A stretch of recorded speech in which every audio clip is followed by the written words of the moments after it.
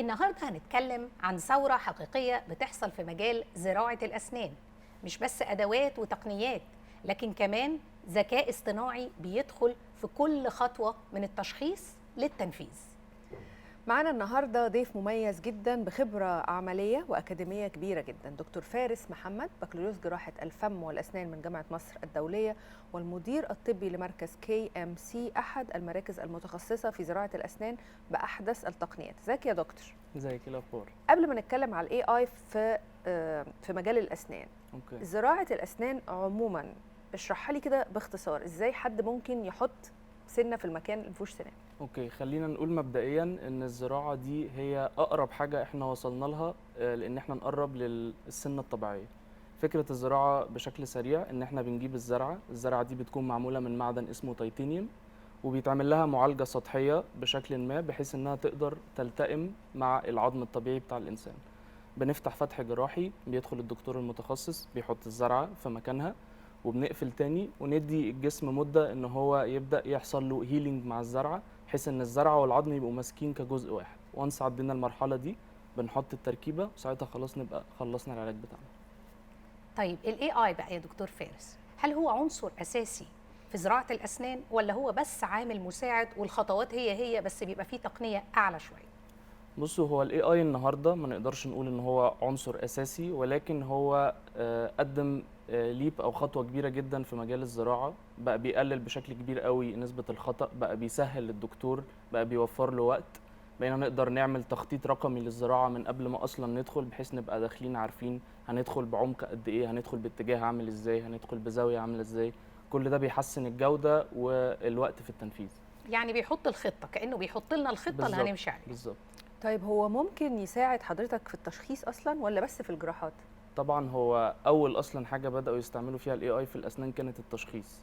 بقينا نقدر نوري له الاشعه اللي احنا بناخدها للمريض، يورينا بقى زي برزنتيشن، بيورينا بالالوان كمان التسوس موجود هنا، الخراج موجود هنا، النيرف او العصب موجود هنا، بحيث ان احنا ما نخبطش فيه واحنا بنعمل زراعه. الحاجات دي بتبقى بتسهل على الدكتور، ممكن ما يشوفش الحاجات دي بالعين الطبيعيه، وكمان بتبقى حلوه جدا للمريض ان انا اقدر اعرض له الحاجات دي قبل ما اعمل اي خطوه، بحيث ان هو يبقى شايف وبالالوان وبسهوله. حلو جدا. طيب ممكن نعرف منك بقى يا دكتور فارس، يعني ايه التقنيات الحديثة اللي بيقدمها مركز زراعة في KMC؟ يعني ايه الحاجات اللي بتتعمل في مجال زراعة الأسنان عندكم؟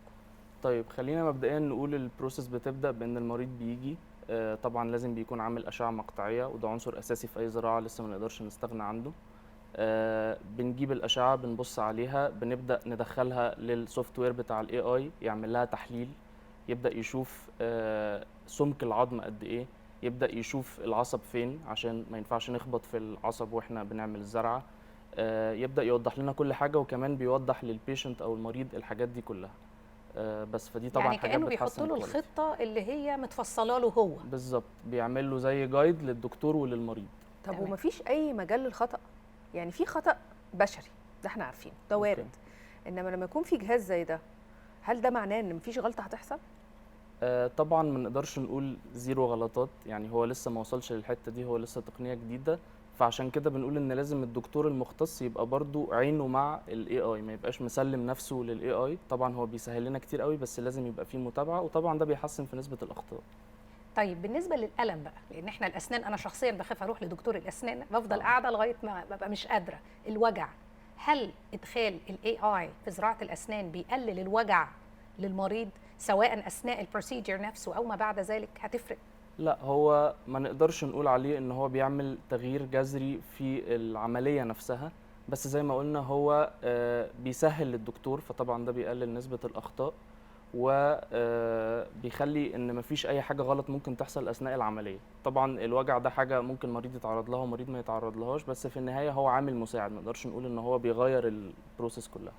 طيب كنتيجة بقى نهائية، الضرس اللي معمول بالاي اي والضرس اللي معمول من غير اي اي، في فرق؟ لا الحقيقة خالص، هو مجرد احنا بنعلى بالجودة يعني. هو الاي اي بيساعدكم انتوا يا دكتور، صح؟ بالظبط، هو بيسهل للدكتور، فبالتالي كل ما الدكتور يبقى الموضوع سهل بالنسبه له، كل ما هيطلع نتيجه احسن للمريض. هيختصر شوية وقت كمان ولا برضو يعني بدل ما الدكتور يقعد يحط البلان ال AI بيحط له البلان اعتقد طبعا كده. دي حاجه طبعا بتوفر وقت، وبتخلي بدل ما احنا كنا مثلا محتاجين نقعد فريق من كذا طبيب مختص نعمل تريتمنت بلان، لا دلوقتي الاي اي بقى ممكن يلخص لنا الكلام ده كله في ثانيه يعني. طب ازاي شايف مستقبل زراعه الاسنان، او لو عايز تخليها الاسنان عموما في ظل الاي اي؟ هل فعلا هيفرق؟ لان انتوا عندكم تفاصيل كتير في التخصص. هو طبعا الموضوع لسه في اوله، احنا لسه عامه الاي اي في الوجود هو لسه حاجه جديده، وبدانا نشوف حاجات بروميسنج جدا. بدانا كمان نشوف في بعض المؤتمرات بقوا بيجيبوا روبوتس مربوطه بالاي اي، ممكن تحط الزرعه لوحدها خالص من غير اي تدخل بشري.